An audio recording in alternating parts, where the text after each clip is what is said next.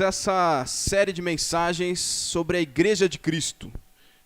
E então, primeiro eu fiz uma definição e juntos pensamos uma definição do que é a igreja. E de todas as definições que existem para a igreja, muitas verdadeiras, a que a gente quer se ater é que a igreja é a reunião de todos os salvos, de todos os lugares, de todas as épocas da história. Mas mesmo para essa igreja, de todas as épocas, de todos os lugares, nós sabemos que há princípios.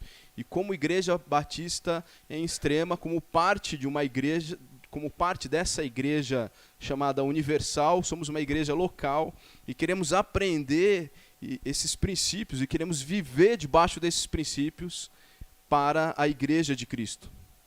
Então, a partir daí, minha pergunta foi: que igreja queremos ser? Que igreja queremos ser? E eu, particularmente, eu quero ser igreja verdadeira. E como pastor dos irmãos, eu quero ajudá-los nesse sentido, de que sejamos sempre e que tenhamos sempre como foco ser igreja verdadeira.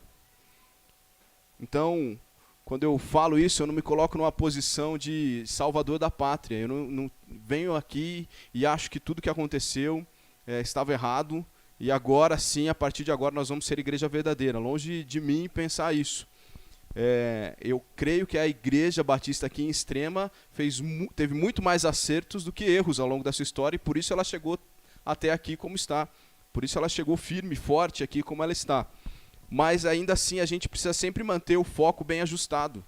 E talvez essa série de mensagens possa ser uma série que a gente volte aí a cada 3 anos, para eu mesmo relembrar e para cada um dos irmãos relembrar o que queremos ser enquanto igreja e o que é ser uma igreja verdadeira. Então vimos em Mateus 16 3 características da igreja verdadeira.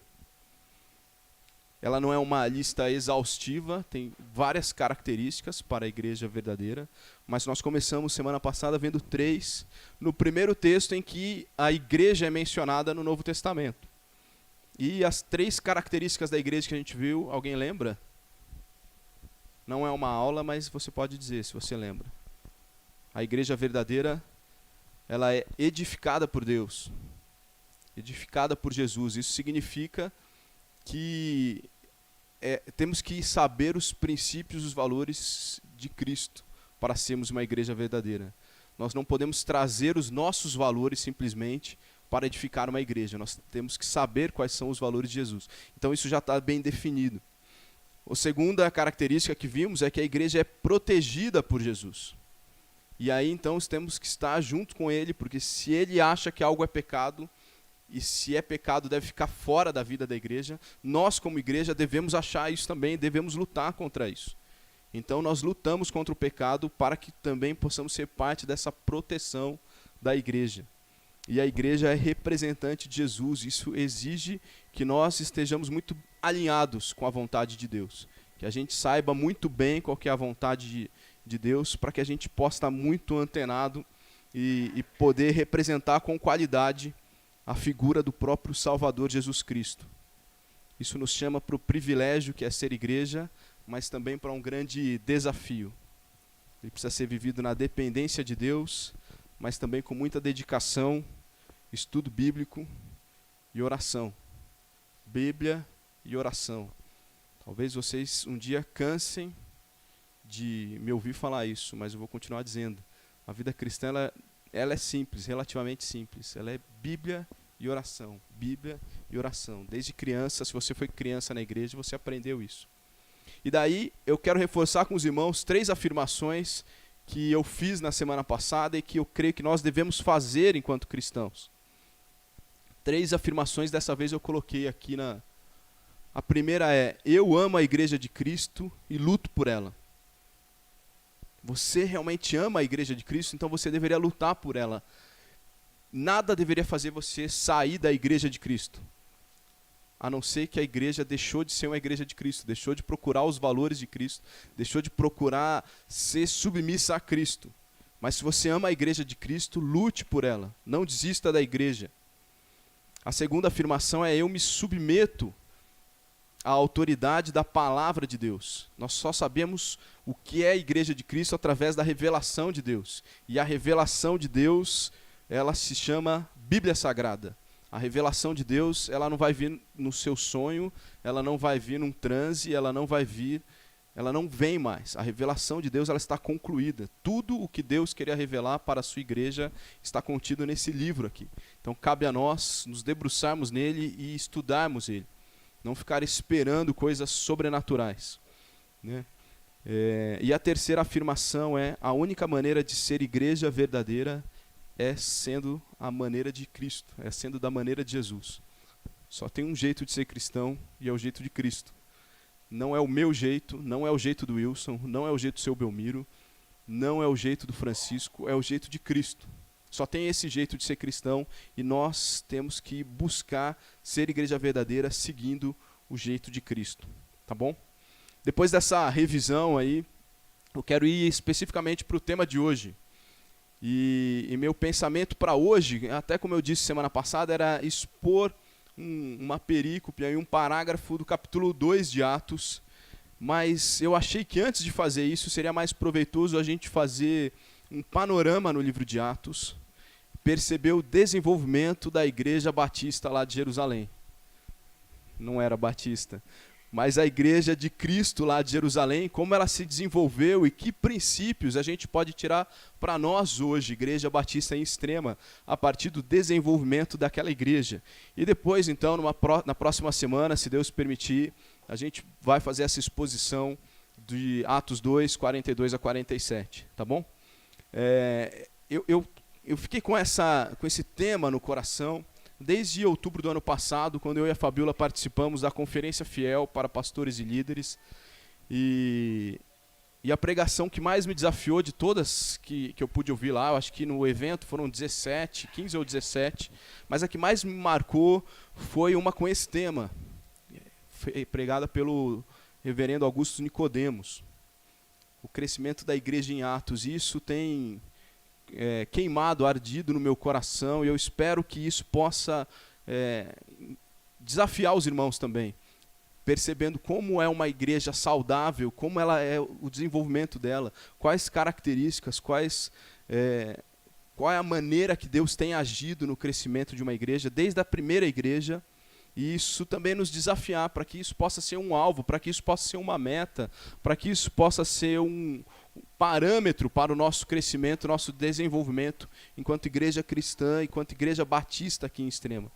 Então eu peço que você abra a sua Bíblia no livro de Atos, deixe a sua Bíblia aberta, porque a gente vai ler vários textos de Atos, tá bom? Eu prometo que eu termino antes das 9h30, mas fique com a sua Bíblia aberta aí no livro de Atos. Enquanto você abre a sua Bíblia, eu queria que você pensasse que a cidade de Jerusalém, ela pode ser considerada a cidade mais improvável para o desenvolvimento da primeira igreja. Porque na cidade de Jerusalém estava o centro do judaísmo, estava o principal da liderança judaica, que pouco tempo antes tinha matado o motivo pelo qual a igreja existe. Ou pelo menos tentou matar o motivo pelo qual a igreja existe, que é Jesus Cristo. Eles se reuniram de uma forma... a gente às vezes se espanta com os lobbies que existem aqui no nosso congresso, mas aquele foi um lobby bem feito, porque nenhuma nação dominada por Roma tinha o direito de condenar alguém à morte. Mas por um lobby, o tribunal judeu, o tribunal do judaísmo, ele conseguiu condenar Jesus Cristo à morte, fugindo até das autonomias que eles tinham pela lei. Então nessa cidade está esse pessoal que tinha acabado de conspirar para matar Jesus Cristo. E não só o pessoal que conspirou, mas estava toda aquela galera que quando chega na frente de Pilatos, eles dizem Cristo ou Barrabás? E eles gritam unânimes, é Barrabás. E eu faço o que com Cristo? Crucifica. Então esse era o povo de Jerusalém, onde Cristo escolhe para nascer a primeira igreja batista. Não era batista. Poderia ser, né? Mas não era batista. Essa igreja nasceu nesse contexto, mas ela cresceu tanto que 3 séculos depois ela já era a religião oficial do Império Romano. Talvez aqui possa já ter uma primeira lição para a gente, para nós aqui enquanto Igreja Batista em Extrema. Ninguém é tão pequeno para que possa ser usado nas mãos de um Deus gigante. Ninguém é tão fraco que não possa ser usado nas mãos de um Deus todo-poderoso. Ninguém é tão improvável que não possa ser usado nas mãos de um Deus do impossível. Então a gente não pode ter, se a nossa igreja não tem o tamanho que você sonhava, se a nossa cidade não tem o tamanho que você sonhava, a gente não pode ter essa síndrome de coitadinho. Deus pode fazer grandes coisas através de nós aqui, dessa comunidade. Eu não sei o alcance que isso pode ter, mas nós temos que estar preparados e dispostos nas mãos de Deus para irmos até onde Deus quiser. Onde Deus quis com Jerusalém foi ser o marco inicial para alcançar todo mundo. E por causa daquela igreja, hoje nós somos igreja aqui também. Mas que isso sirva de lição para nós. Antes ainda de começarmos aí em Atos, é bom que a gente esteja atento às duas questões primordiais, porque o livro de Atos não é um livro simples. Às vezes ele parece um livro simples, mas quando você lê Atos de uma maneira muito superficial, surgem grandes heresias. E por isso tem aí pessoas defendendo, por exemplo, a segunda bênção, o batismo do Espírito Santo como uma experiência separada da sua conversão e outras doutrinas equivocadas aí, porque estão tirando doutrinas diretamente de Atos sem tomar alguns cuidados. A gente tem que entender, em primeiro lugar, que os relatos do livro de Atos, eles não são aleatórios. Eles são precedidos sempre de eventos-chave que na mente de Lucas estava muito claro para o que ele queria direcionar. Ele escreve o livro para mostrar o que Jesus disse em Atos 1:8. E o que Jesus diz em Atos 1:8? Vocês serão minhas testemunhas em Jerusalém, Judéia, Samaria e até os confins da terra. Então ele organiza o livro para mostrar que Jesus fez cumprir aquilo que ele mesmo disse no versículo 8 do primeiro capítulo. Então a gente precisa ter isso em mente. Ele não é um livro em que as coisas foram jogadas. Tudo que está ali, ele coopera para esse propósito do livro. E, em segundo lugar, a gente precisa ter em mente que quando eu falo de crescimento, eu não quero que os irmãos pensem que essa é a minha preocupação primordial. Que os números, e que eu vou ficar medindo números, que eu vou ficar medindo as entradas financeiras da igreja, que eu vou ficar contando quantas pessoas tem aqui domingo após domingo, quantos se batizaram, quantos saíram. Essa não é a minha preocupação primordial. Eu me preocupo sempre, porque eu sei que é a minha responsabilidade, com um crescimento qualitativo. Eu quero saber quanto mais a gente consegue ter comunhão, quanto mais a gente consegue ser irmão de verdade, quanto mais a gente consegue ter intimidade uns com os outros e intimidade com Deus. Quanto mais a gente conhece da Bíblia, para que a gente não seja enganado, inclusive que vocês não sejam enganados por mim mesmo, para que a gente tenha o conhecimento bíblico e cresça junto, para que a gente tenha devoção em oração. Então a gente precisa se preocupar mais com isso, e isso pode tirar o meu sono, não o tamanho da nossa igreja. Mas é fato consumado que uma igreja saudável, ela cresce em todos os aspectos, inclusive em números. Inclusive em números. Deus determina a velocidade, mas a igreja que está estagnada, ela é uma igreja doente. Uma igreja saudável, ela cresce. Eu quero ler o que o pastor Augusto Nicodemos escreveu e disse sobre o livro de Atos. Ele diz exatamente o seguinte, abre aspas, embora o livro de Atos seja um livro que registra um determinado ponto ou momento na história da igreja, ele não deixa de ser um livro teológico. Lucas, ao narrar a história da expansão da igreja, ele escolheu determinados eventos que foram marcantes para demonstrar o cumprimento daquilo que Jesus disse em Atos 1:8, como eu disse. Com certeza, houve muito mais acontecimentos na igreja apostólica do que o que Lucas relata. Lucas, por exemplo, não contou sobre todos os apóstolos. Se concentrou principalmente em Pedro e Paulo, pois o foco dele era a expansão da igreja. O livro é a história contada de uma perspectiva teológica. E se ela é teológica, há princípios que servem para a igreja em todas as épocas.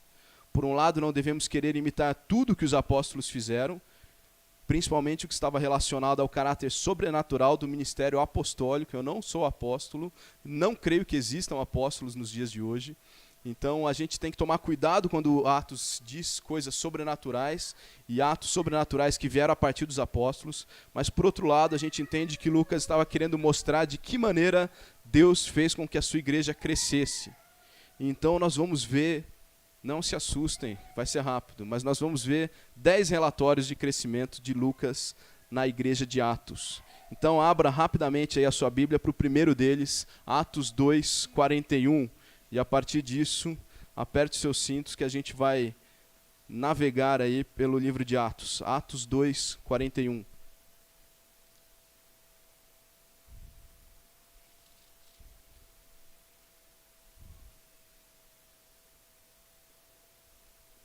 O primeiro relato de crescimento que Lucas traz no livro de Atos é esse, que diz o seguinte: então os que lhe aceitaram a palavra foram batizados, havendo um acréscimo naquele dia de quase 3.000 pessoas. O que causou esse crescimento de 3.000 pessoas em um dia? Foi um sermão que Pedro pregou, está registrado aí no capítulo 2, a partir do versículo 14 até o 36, está registrado esse sermão, e o conteúdo básico desse sermão é uma explicação do que havia acontecido com ele e com outros discípulos no chamado dia de Pentecostes. Então, no dia que eles receberam o Espírito Santo, e eles ficaram cheios de poder, e eles saem nas ruas da cidade e começam a demonstrar esse poder, e as pessoas começam a se confundir. Então, Pedro prega usando Bíblia. Ele cita Joel e ele explica. Então, ele prega de uma maneira explicativa e apontando tudo isso para Cristo, dizendo que o Messias já tinha vindo e apontando para Cristo. E a partir desse sermão, 3.000 se convertem. E esse número pode ser maior, porque uma das maneiras de contar, e a gente vai ver num dos próximos textos aí, era contar apenas os homens. Então pode ser que sejam 3.000 homens, fora as mulheres. Então o número pode ser ainda muito maior. Mas, independente do número, o importante e o mais importante da gente entender a partir desse relato é que o crescimento saudável da igreja é decorrente da pregação da palavra de Deus. A pregação que agrada a Deus. Uma pregação que agrada a Deus, ela é bíblica. Eu não posso vir aqui à frente, ou qualquer um que ocupar esse púlpito, e falar do seu pensamento, da sua ideia. Eu não posso vir aqui simplesmente para falar da matéria que eu li na revista Veja, num site que me desafiou. A pregação verdadeira, a pregação que agrada a Deus, ela é a pregação bíblica. Esse livro tem que ser o alvo do nosso estudo todas as semanas. Todas as semanas. Essa pregação ela precisa ser expositiva. Ela precisa explicar as coisas. Ela precisa que seja explanado sobre o texto e trazido para a nossa realidade para que haja compreensão. A pregação bíblica ela não é uma pregação misteriosa, ela não é uma pregação que confunde, ela é uma pregação que resolve problemas e não que traz mais dúvidas ou que cria mais confusão. A pregação que agrada a Deus, ela é cristocêntrica. Ou seja, o centro de tudo isso é dar glória para Cristo, é mostrar que a gente depende de Cristo, que a gente precisa dele. E não o contrário. E ela é feita no poder e na dependência do Espírito Santo de Deus. Por mais que, para ocupar esse lugar aqui, as pessoas precisam estudar. Eu tenho me preparado, eu estudo, eu leio, eu fiz um seminário, eu continuo estudando, faço cursos, participo de congresso.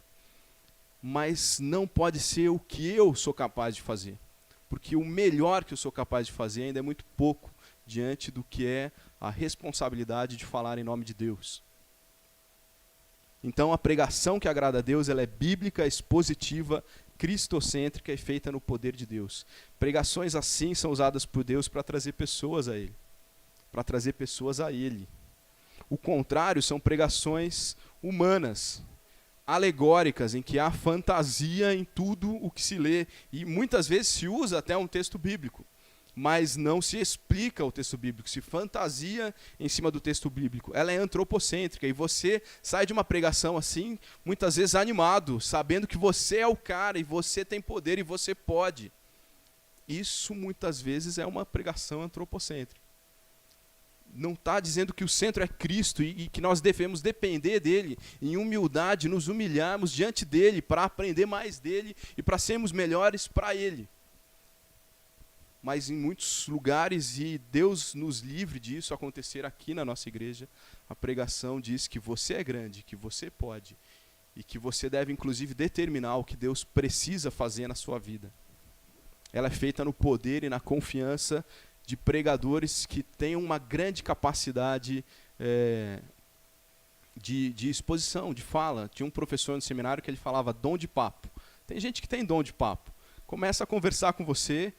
Tem gente que tem o dom aqui. E mesmo sem preparar, ele pode chegar aqui na frente e falar 40 minutos e entreter todo mundo.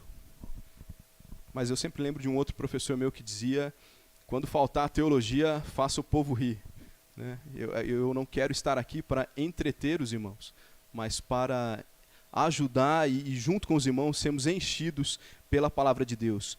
Porque uma igreja que ouve a palavra de Deus e que está acostumada com uma pregação centrada na palavra de Deus e na pessoa de Cristo, é uma igreja que naturalmente cresce para Deus. Igrejas que têm pregações com outro estilo, muitas vezes elas podem crescer também. E talvez elas já existam aqui na nossa cidade, sejam maiores do que a nossa igreja. Mas elas não crescem para Deus, elas crescem para aquele líder, elas crescem para o próprio ego daquelas pessoas. Não é isso que a gente almeja aqui, não é esse tipo de crescimento que nós queremos. Nós queremos o crescimento que foi experimentado pela igreja lá em Jerusalém. Uma igreja que cresceu de uma maneira saudável, mesmo tendo um crescimento muito rápido. Em um dia, mais de 3.000 pessoas. Mas ela foi focada na pregação da palavra de Deus. E por isso essas conversões podem ter sido verdadeiras. Vai um pouquinho aí para frente, talvez na mesma página aí da sua Bíblia, você vai ler comigo o versículo 47 ainda do capítulo 2, que traz o segundo relato de crescimento da igreja de Jerusalém. O final do versículo 47 diz o seguinte: enquanto isso, acrescentava-lhes o Senhor dia a dia os que iam sendo salvos. Enquanto isso, acrescentava-lhes o Senhor dia a dia os que iam sendo salvos. O que causou esse crescimento? O que é isso que agora é qualificado como diário, dia após dia? Então, se num dia tiveram 3.000, não foram todos os dias que vieram 3.000, mas dia a dia chegava alguém. O que é isso? A maneira como os cristãos viviam. E eu quero ler esse texto com vocês. Voltando no versículo 42, que é o que a gente pretende aí conversar semana que vem, diz o seguinte: essa igreja, esses 3.000, mais os que já tinham se convertido, eles perseveravam na doutrina dos apóstolos e na comunhão, no partir do pão e nas orações. Em cada alma havia temor e muitos prodígios e sinais eram feitos por intermédio dos apóstolos. Todos os que creram estavam juntos e tinham tudo em comum. Vendiam as suas propriedades e bens, distribuindo o produto entre todos, à medida que alguém tinha necessidade. Diariamente perseveravam unânimes no templo. Partiam pão de casa em casa e tomavam as suas refeições com alegria e singeleza de coração, louvando a Deus e contando com a simpatia de todo o povo. Enquanto essa igreja vivia desse jeito, dia a dia o Senhor ia acrescentando outras pessoas. A vida dessa comunidade cristã era algo que maravilhava aquela cidade, impressionava todo mundo que via, porque o crescimento saudável da igreja está relacionado com a vida da comunidade. Eles viviam em comunhão, eles viviam em amor e compaixão social, eles estavam preocupados se o seu irmão estava com alguma dificuldade. E mesmo quando pudesse custar caro para eles se envolverem, custar vender as suas coisas para ajudar o outro, eles faziam isso.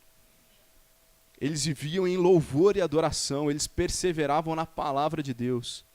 E eles tinham simpatia de todos. Isso é para mim, de tudo aqui, eu acho que é o maior desafio. Como o cristão hoje consegue, tem a capacidade, o talento de arrumar confusão e de ser mal visto na sociedade. Essa igreja aqui, as pessoas tinham a simpatia, as pessoas gostavam de estar perto dessas pessoas, deles, ainda que não crescem igual, ainda que não quisessem ir para a igreja, eles gostavam de ter o crente por perto. Como me entristece quando eu ouço algum empresário, alguém que trabalha na área de recursos humanos, por exemplo, dizendo assim: eu desisti de contratar crente para a minha empresa. Ah, porque crente dá muito trabalho. Crente é folgado. Isso é uma grande vergonha. Na verdade, as pessoas deveriam desejar isso. Os adolescentes na escola deveriam procurar os crentes para ser amigo, porque o crente, o cristão verdadeiro, ele é o melhor amigo que tem, ele é o cara que se envolve no momento da grande necessidade, ele é aquele que se envolve não por interesse, mas por amor.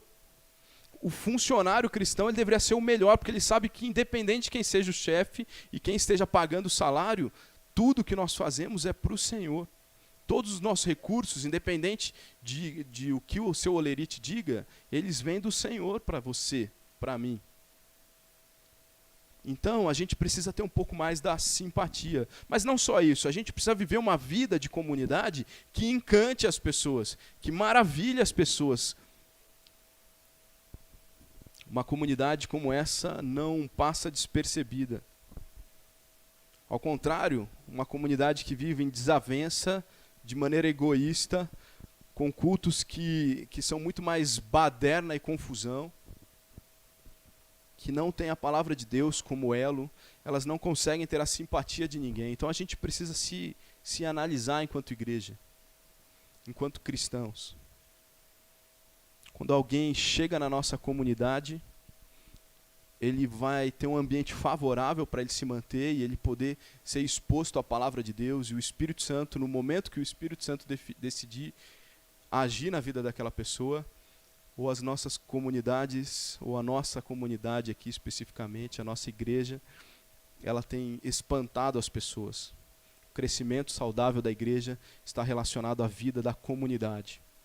O terceiro relato de crescimento, ele está em Atos 4, versículo 4. O bom é que de vez em quando aí vocês vão ter que virar a página da Bíblia, então vocês vão sempre poder acordar, né? Atos 4:4 diz o seguinte: muitos, porém, dos que ouviram a palavra a aceitaram, subindo o número de homens a quase 5.000. E aqui há de novo uma preocupação numérica de Lucas.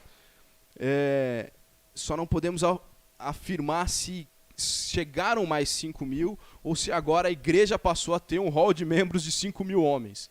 Entendeu? Porque já tinha aqueles 3.000, de repente só chegaram mais 2.000, ou se chegaram mais 5.000. Mas, de novo, Lucas tem uma preocupação numérica aqui. O fato é que, de alguma forma, esses números estavam revelando alguma coisa. O que causou esse crescimento? O que causou esse crescimento que é espantoso? É em pouco tempo. Até aqui a gente tem pouco tempo, semanas. A gente está falando de semanas. O que causou esse crescimento? Pedro e João estavam indo para o templo e eles se encontram com um aleijado na entrada do templo e eles decidem curar aquele aleijado.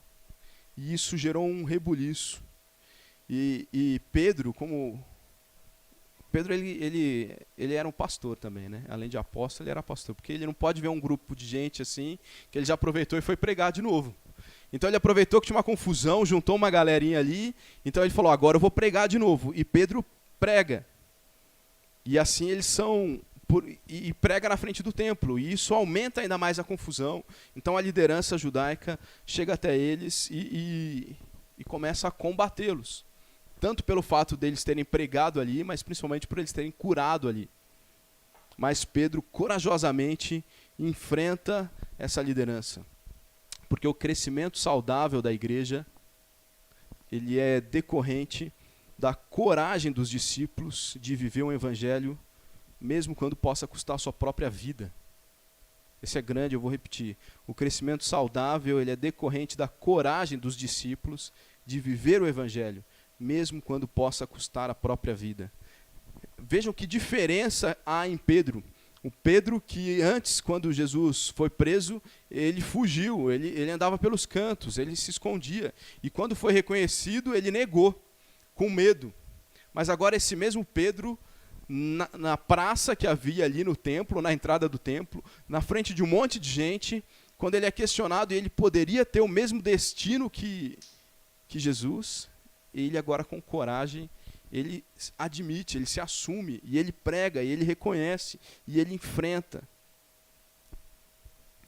Discípulos que amam a Deus, eles precisam enfrentar, viver o evangelho enfrentando qualquer situação, mesmo quando custe a vida. Às vezes eu vejo pessoas que têm medo de viver o evangelho porque isso pode custar somente o seu emprego. Você acha mesmo, meu irmão, que Deus não é capaz de te dar sustento? Ele não é capaz de te dar um outro emprego? Mas às vezes e eu cansei de ouvir coisas assim. Ah, mas eu não posso fazer isso, porque lá todo mundo faz. Se eu fizer diferente, eu vou perder meu emprego. Então perca o seu emprego. Aqui, Pedro poderia perder a própria vida, mas ele não teve medo. E corajosamente ele enfrentou aquela liderança que há pouco tempo atrás, poucas semanas atrás, tinha condenado o próprio Cristo à morte, sem culpa nenhuma. Se como cristãos nós tivéssemos coragem de enfrentar qualquer consequência, nosso evangelismo certamente ia ser diferente. Nosso relacionamento com os incrédulos certamente ia ser diferente. E isso ia atrair a atenção das pessoas. Mas, na verdade, o que eu acho é que o mundo tem nos visto muito satisfeitos. Satisfeitos nos nossos templos, que cada vez se tornam mais confortáveis. Satisfeitos com as nossas vidas, que cada vez se tornam mais estáveis. Satisfeitos, acomodados, só esperando Jesus voltar. Mas discípulos que vivem o Evangelho podem pagar um preço. E precisam estar dispostos a pagar um preço. O crescimento saudável da igreja, ele acontece quando eu e você, que somos discípulos, temos essa coragem de pagar esse preço, seja ele qual for. Mais um relato está lá no mesmo capítulo 4, versículo 32.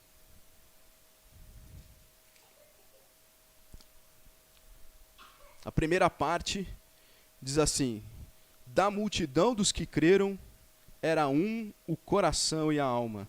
Da multidão dos que creram, era um o coração e a alma. E agora Lucas desiste, parece, de numerar. Agora ele já chama simplesmente de multidão. Mas o que vem antes disso? O que levou Lucas a escrever isso? Que existia uma multidão das pessoas que criam em Cristo. Pedro e João, então, eles foram presos e depois apresentados diante do Sinédrio para apresentar a defesa deles por conta dessa situação que a gente viu agora, dessa pregação e dessa cura. Quando eles foram soltos, eles se encontraram com a igreja e a igreja ora pedindo o quê? Coragem, intrepidez para anunciar a palavra de Deus. Eles viram que o exemplo de Pedro foi, ele teve coragem de se posicionar como cristão quando ele tinha muito a perder, e ele acabou preso por conta disso. Mas depois, quando ele é solto, ele se encontra com a igreja. O que a igreja ora? Para que acabe a perseguição? Não. Para que cada um também tivesse coragem de se posicionar. Porque o crescimento saudável da igreja é consequência de uma igreja que ora por intrepidez para anunciar o evangelho. Coragem, intrepidez é isso. É ter essa coragem de, independente da situação, independente do que você pode perder, independente de quem está na sua frente, você ter coragem de anunciar o evangelho. Muitas vezes eu me pergunto qual tem sido o conteúdo das nossas orações. Pelo que a gente clama. O que a gente prioriza na hora que a gente vai orar.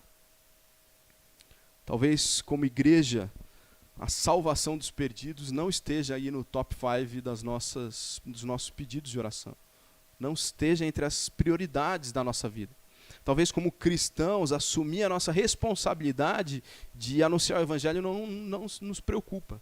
Talvez te preocupe mais a minha responsabilidade como pastor em anunciar o evangelho do que a sua e a minha como cristãos, porque é responsabilidade de cada um de nós anunciar o evangelho, e não só dos ditos profissionais. Quantas pessoas estão aqui nessa noite? Faça essa reflexão aí, responda para você mesmo. Quantas pessoas estão aqui nesse salão essa noite porque de alguma maneira você apresentou o evangelho para ela? Porque você se relacionou com ela, porque você em amor a chamou para estar aqui, porque você em amor apresentou o plano de salvação e ela se converteu na sua casa e passou a frequentar aqui. Ou porque você um dia a convidou para que ela viesse num culto e aqui ela ouviu a mensagem de salvação e continuou ouvindo. Quantas pessoas nesse salão estão aqui por sua causa? Porque você de alguma maneira falou algo. Continue pensando então, quantas pessoas moram perto de você? Quantas pessoas trabalham do seu lado? Quantas pessoas estudam na sua sala? Quantas dessas pessoas necessitam do evangelho de salvação e nunca ouviram isso de você? De você. Elas podem ouvir isso de mim, mas eu não conheço. Eu não moro ali, eu não estudo onde você estuda, eu não trabalho onde você trabalha. E Deus não te colocou lá por acaso, Ele te colocou lá para que com intrepidez você anunciasse o evangelho para cada uma dessas pessoas. Quantas pessoas Pensa naquele chato, porque sempre tem um chato na escola, sempre tem um chato no trabalho, sempre tem um chato na faculdade. Talvez esse chato que você quer fugir, ele precisa da transformação que só Deus pode trazer. E ao invés de fugir, anuncia o evangelho para ele. Prega. Que possamos orar mais por essa coragem, por essa intrepidez. No começo do ano passado, eu me vi numa situação como um tolo, eu sou um tolo. Eu parei e pensei assim, Deus, eu não tenho alguém com quem eu me relacione que eu possa pregar o evangelho. Eu só me relaciono com as pessoas da igreja, eu trabalho na igreja, a minha família é cristã, eu não tenho pessoas do meu relacionamento, eu tenho pessoas assim, o caixa do supermercado, o frentista do posto, eu queria alguém que eu conhecesse. E Deus, em pouquíssimas semanas, talvez eu acho que em 1,5, 2 no máximo, respondeu essa minha oração com 2 nomes. Tá vendo essas pessoas? Essas pessoas precisam de você. Um primo meu e uma amiga que frequentava a minha casa toda segunda-feira e não era cristã. Então, às vezes a gente está tão cego ou tão acomodado que a gente nem percebe. Então, ore por coragem, por intrepidez, por situações que favoreçam você pregar o evangelho. Porque a igreja cresce quando os discípulos anunciam o evangelho com coragem. O 5º relato, e a gente já está então na metade, né? Se você está aí calculando o tempo. Atos 5, versículo 14. Atos 5, 14 é o 5º relato de crescimento da igreja de Jerusalém. Diz o seguinte: e crescia mais e mais a multidão de crentes, tanto homens quanto mulheres, agregados ao Senhor. E agora, então, o crescimento se tornou tão exponencial que ele é qualificado só como mais e mais. Lucas jogou a toalha, falou, agora foi muita matemática para mim, eu não vou contar mais, é uma multidão e isso continua crescendo, eu não tenho mais como numerar. Agora, o que vem antes disso é uma história muito conhecida. É a história de Ananias e Safira. Ananias e Safira, impactados por aquele relato de que as pessoas vendiam as coisas e entregavam para ajudar os outros, eles combinaram como casal e falaram, a gente vai fazer isso também. Mas a gente não tem tanta fé assim. Então vamos fazer o seguinte, a gente guarda uma parte para a gente, mas para a gente parecer um pouco mais espiritual na frente da igreja, a gente fala que a gente deu tudo. Combinado? Combinado. E assim eles foram. Mas ninguém pediu que eles vendessem nada, ninguém pediu que se eles vendessem, eles tinham que dar tudo, ninguém pediu que se eles vendessem, eles tinham que dar alguma coisa. Eles fizeram isso porque quiseram, e foram com uma mentira diante da igreja. Esse casal, então, querendo parecer espiritual demais, mentiu da igreja e foi castigado, e castigado com a própria morte. Porque, como a gente já viu também semana passada, Deus é sério com o pecado. Se a igreja não tiver em harmonia a ponto de perceber isso, lutar, combater, exortar, Deus vai fazer isso. Porque Deus leva o pecado a sério e pune o pecado com seriedade. E é interessante a gente perceber também que nesse relacionamento aí com Ananias e Safira, Pedro ele não está mais preocupado com o dinheiro, com o que poderia dar. Talvez essa fosse a preocupação da maioria dos líderes cristãos hoje. Talvez essa pudesse ser, e Deus me livre disso, a minha preocupação. Porque daí a Salete me liga e fala assim, a igreja aqui está precisando, as pessoas não estão correspondendo. Aí chega uma pessoa e fala assim, eu vendi, dei tudo. E ainda que Deus me diga que não é tudo, eu vou falar assim, é melhor ficar com uma parte aqui, o pessoal achar que é tudo, né? Pelo menos resolve a situação. Mas Pedro não estava preocupado com isso, não. Pedro estava ciente de que a obra da igreja ia continuar, independente daquele dinheiro. Ele está preocupado com a moral. Ele está preocupado com o pecado. E a nossa quinta lição aqui é que o crescimento saudável da igreja ele está relacionado com a santidade dos membros. Porque a morte de Ananias e Safira não foi uma questão de dinheiro. Não tente ler esse texto assim. Eles não morreram porque eles não deram tudo. Eles morreram porque eles mentiram. E porque eles quiseram manipular a igreja de Cristo. O crescimento saudável, ele não pode ocorrer a qualquer custo. E por isso, a lição para nós hoje é disciplinar o rol de membros, ele pode trazer uma diminuição no primeiro momento. mas ele faz com que a igreja cresça, e cresça de uma forma saudável. Vejam os versículos 11 e 14 do capítulo 5.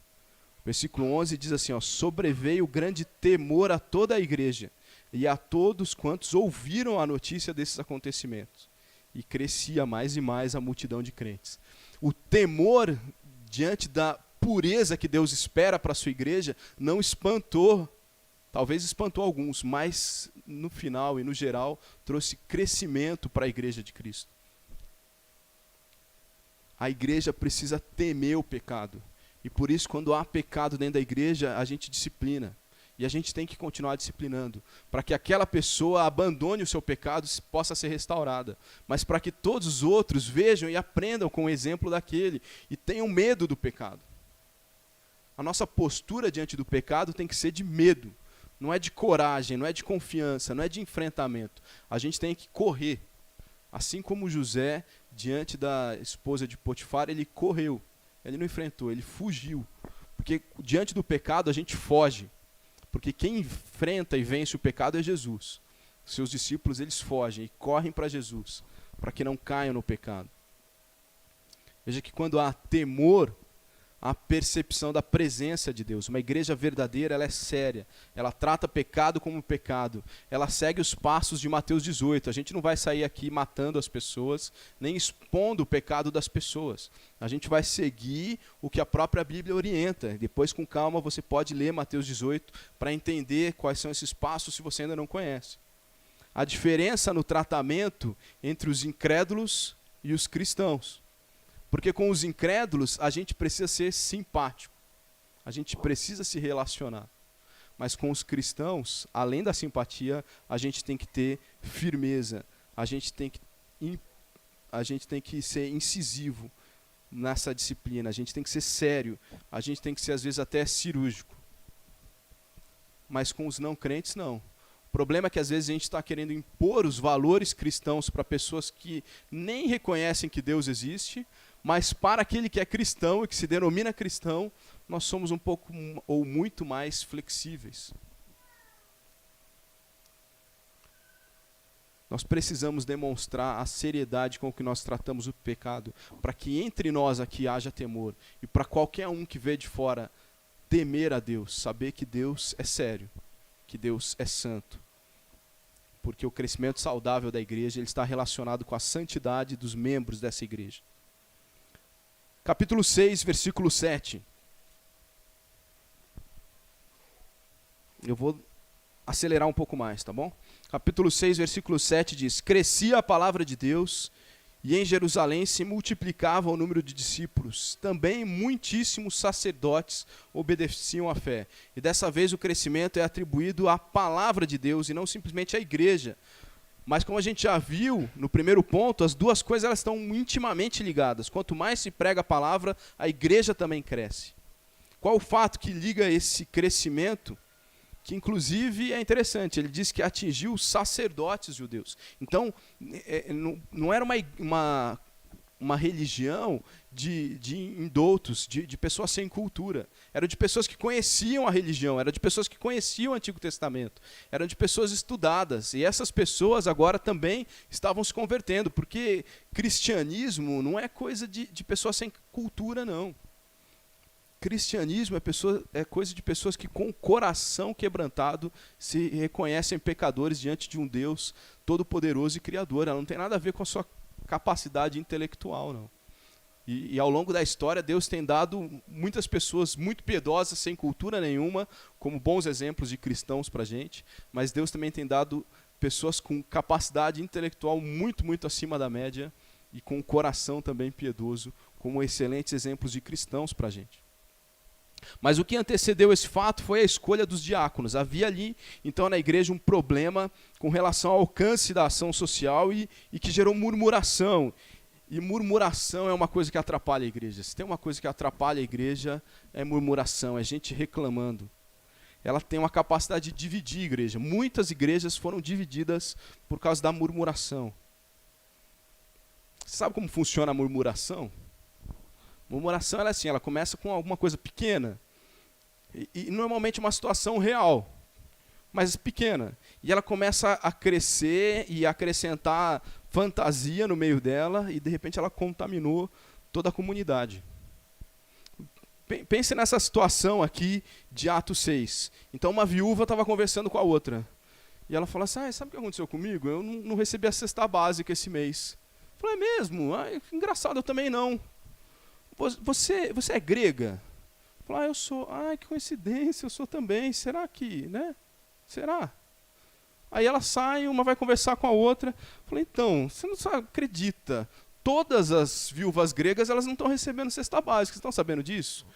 Mas você sabe que Pedro não é grego, né?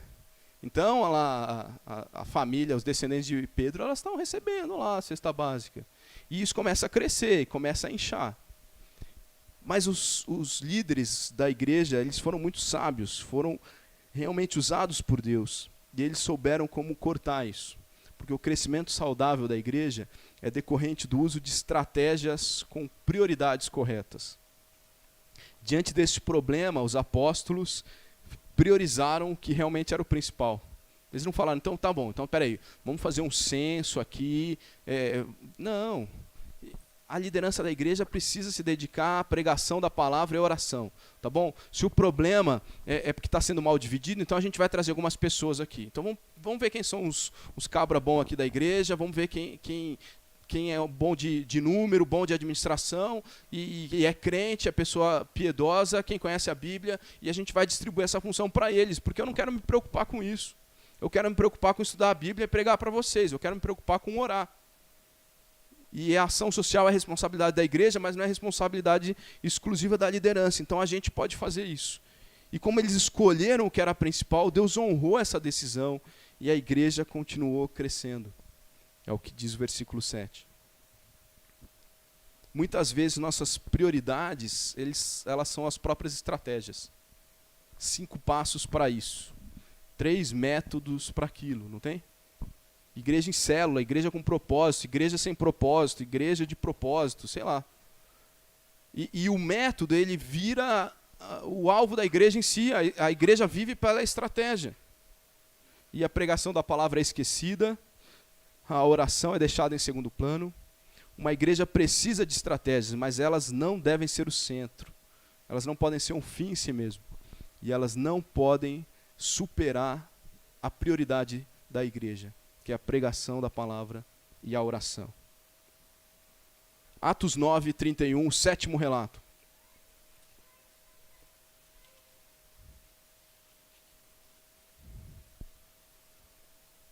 Atos 9, 31. A igreja, na verdade, tinha paz por toda a Judéia, Galiléia e Samaria, edificando-se e caminhando no temor do Senhor e no conforto do Espírito Santo, crescia em número. E agora a gente vê que a igreja já extrapolou Jerusalém.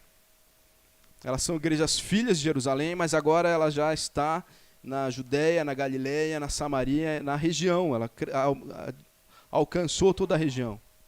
O que temos antes é a história de Saulo, o jovem que havia dedicado a sua vida para perseguir a igreja. E eu sei que tem gente que ora por perseguição. Você ora para que a igreja seja perseguida? Você já fez essa oração? Faça isso não, meu irmão. Igreja perseguida sofre demais. Tem gente que acha que a igreja brasileira ia ser melhor se ela fosse perseguida. Eu acho que, talvez por essa liberdade, pode ser que um dia ela seja perseguida, mas, na verdade, quem não confronta ninguém nunca vai ser perseguido, né?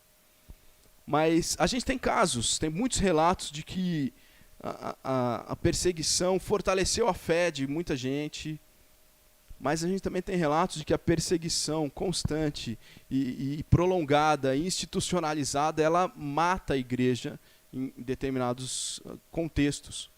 Essa é a história, por exemplo, recente da Coreia do Norte. Essa é a história recente da China. Uma perseguição institucionalizada que se prolonga, ela mata a igreja.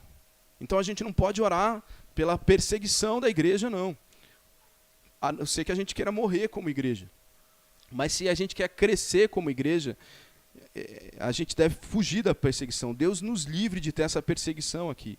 Mas Ele nos dê graça de sabermos aproveitar essa liberdade que a gente tem e a intrepidez que a gente deve orar para que a gente tenha, para a gente se posicionar para a gente se posicionar, inclusive, contra o movimento eclesiástico falso que existe por aí, contra igrejas que anunciam um falso evangelho.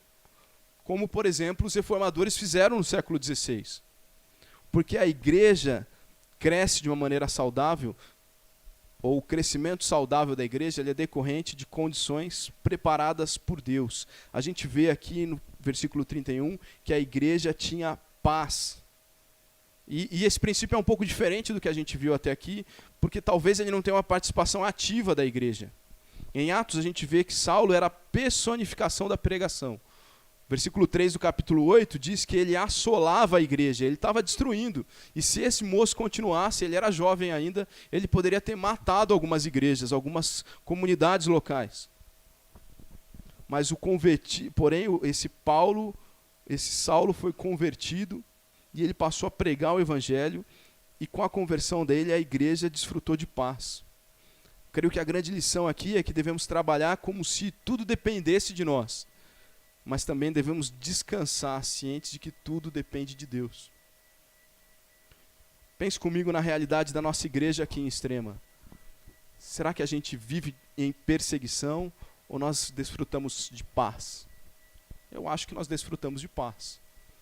Até onde eu sei, nossa igreja tem bom relacionamento com as autoridades, é uma igreja que tem boa fama na cidade, tem acesso às escolas, tem acesso ao poder público. Será que Deus já não está dando para nós a condição necessária para que a gente cresça? O crescimento saudável é decorrente de condições preparadas por Deus. A igreja de Atos desfrutou de paz. Nós desfrutamos de paz. Por isso, talvez deveríamos crescer também como igreja. Oitavo relato, Atos 12, 24. Agora pulou 4 páginas, você já fica um pouco mais feliz.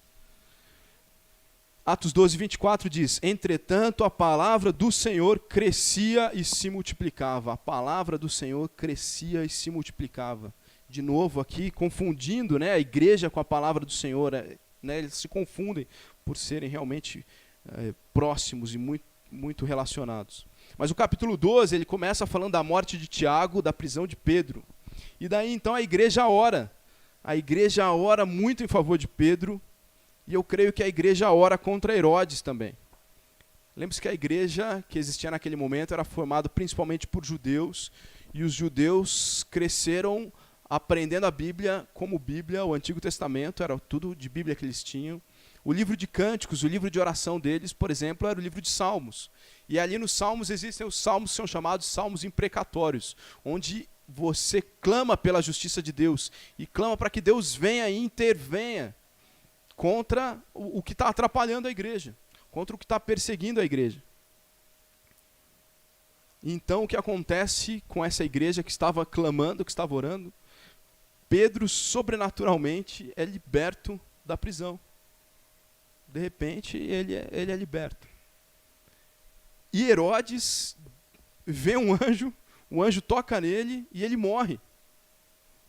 Então, de uma maneira sobrenatural, Deus responde os 2 grandes problemas. Aquele que estava querendo matar a liderança da igreja, Herodes, e aquele que estava atrapalhado de cumprir a sua função como líder da igreja, Pedro, porque estava preso. E a gente então aprende que, mesmo dependendo de Deus, o crescimento saudável da igreja ele é decorrente da providência de Deus contra os inimigos da igreja. Novamente, aqui a gente vê uma lição, uma ação divina muito clara. Se antes a ação divina foi convertendo o inimigo da igreja, agora foi eliminando um outro inimigo da igreja. Mas o fato é que a resposta do Senhor veio no meio de muita oração. Versículo 12 do capítulo 12 diz que as pessoas estavam congregadas e oravam. E quando o povo de Deus ora, sabe o que acontece? Deus responde. Quando o povo de Deus ora, Deus age. Eu não questiono, de novo eu quero saber qual o conteúdo na nossa oração. A gente ora por intrepidez para pregar o evangelho? A gente ora para que Deus se levante contra os inimigos da igreja?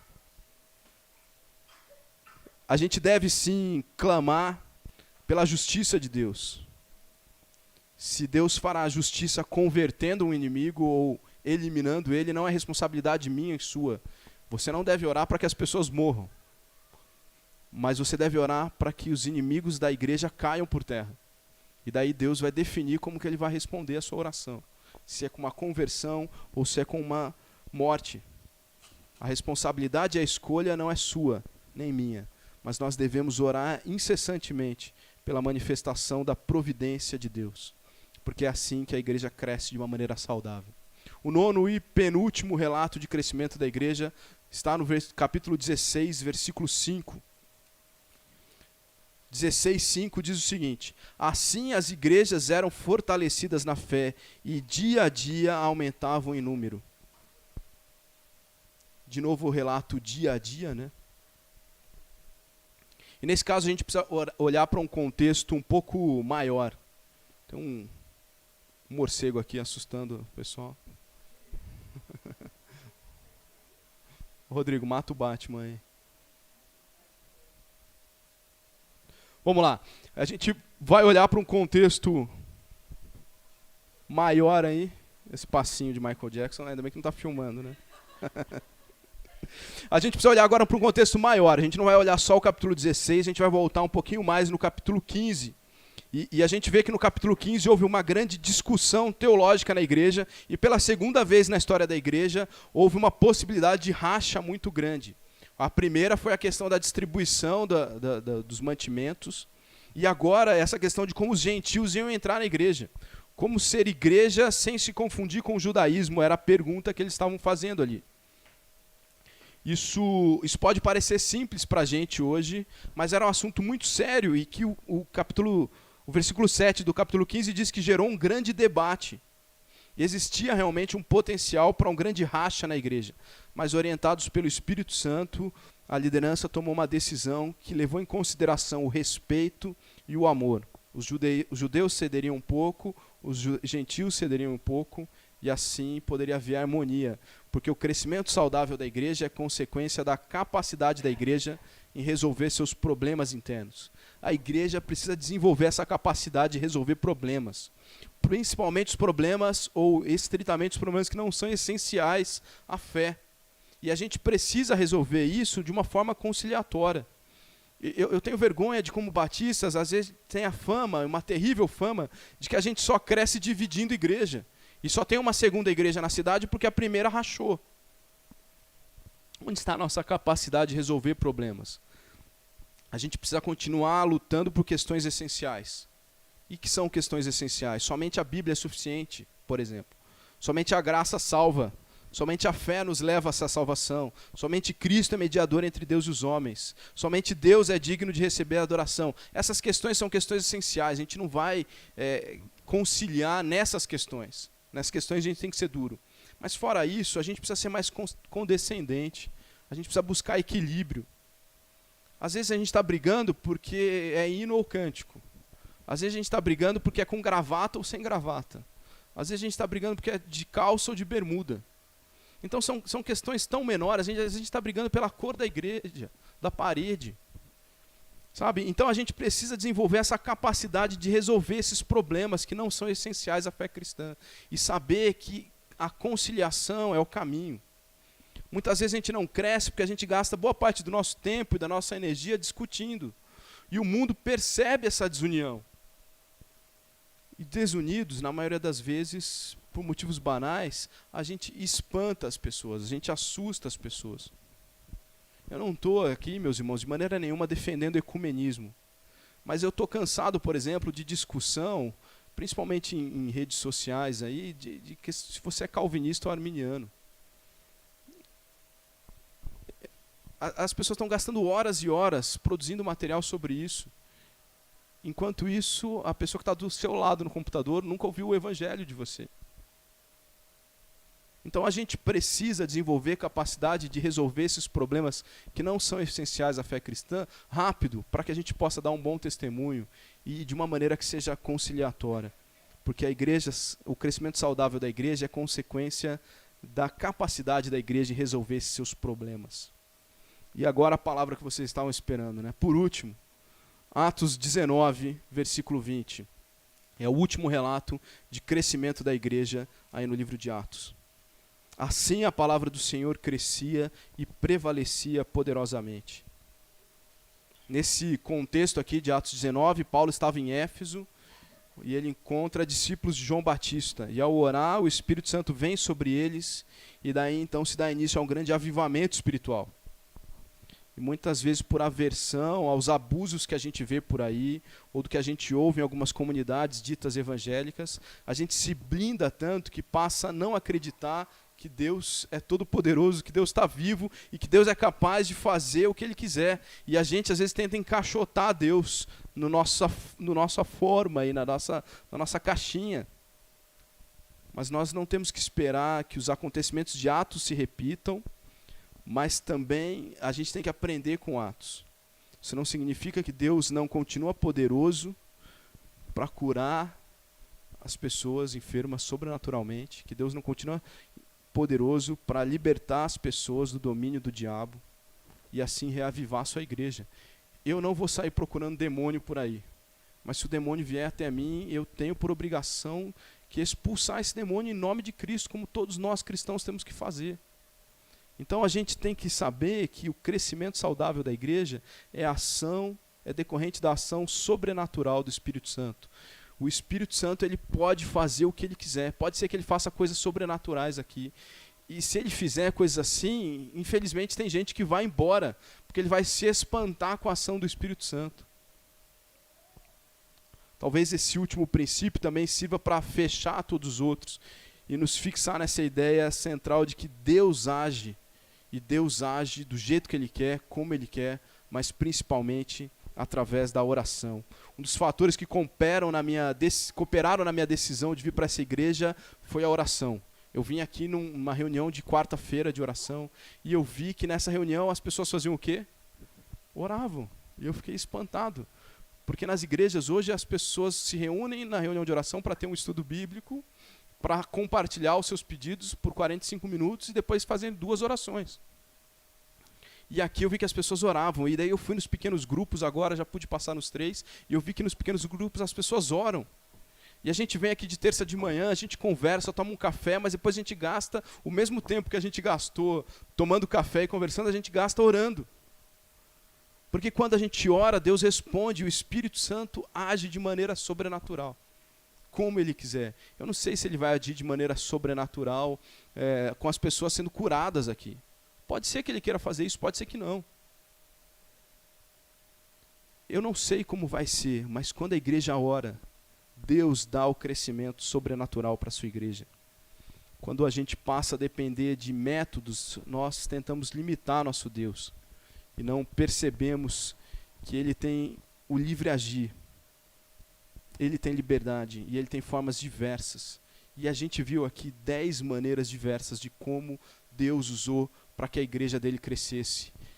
Isso não é uma fórmula que a gente tem que buscar. Enquanto a gente não tiver essas 10 passos aí, a nossa igreja não vai crescer. Pode ser que Deus escolha um desses métodos aqui. Pode ser que Ele escolha 5. Pode ser que aconteça os 10 e a gente veja os 10. Mas o que a gente não pode é tentar limitar a ação de Deus. Deus tem liberdade para agir. Mas aqui a gente vê que Deus age através da sua revelação. Deus agirá. Mas Deus agirá através da pregação da palavra. Deus vai agir, mas Ele vai agir através da oração fervorosa e insistente do seu povo. Deus vai agir, Ele vai agir aqui em Extrema, mas Ele vai agir através de igrejas que tenham vida espiritual saudável. Igrejas que levam o pecado a sério, que o pecado é extirpado. Deus vai agir aqui em Extrema, mas Ele vai agir através da nossa disposição de renunciar a tudo. Até a própria vida, se for o caso. Por amor a Ele, e assim a gente pregar o Evangelho, assim a gente orar por intrepidez. Deus vai agir através da luta pela pureza da sua igreja local, através do exercício da disciplina. Ele vai agir através de ministros que foquem na prioridade para a qual foram chamados. Ele vai agir através da paz e do amor, pelo respeito que deve brotar de dentro da comunidade dos santos. Eu sei que Deus vai agir aqui em Extrema, mas Ele está demonstrando, através da sua revelação, algumas maneiras pelas quais a gente pode preparar o ambiente para que Deus haja, para que Deus trabalhe. Que Deus nos capacite para ser essa igreja, a igreja que poderá ver o agir de Deus para a glória do próprio Deus. Amém?